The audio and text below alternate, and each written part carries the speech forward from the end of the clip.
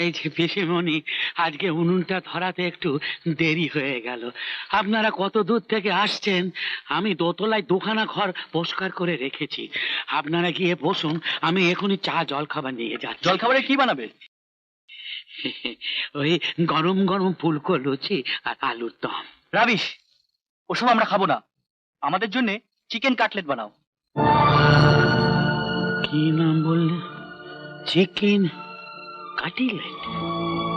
মরেছে, সেটা আবার কি গো পিসিমণি? পড়াশোনার নাম শুনে দুই ভাই বোন পালিয়ে এসে এখন চিকেন কাটলেট খাওয়ার শখ হয়েছে? হ্যাঁ, যা খেতে চাইছো সেই চিকেন কাটলেটের বানানটা কি বলো তো?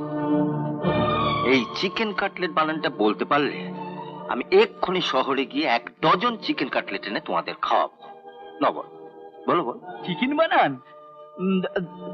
সি কে মানে? তুমি বলো, বলো।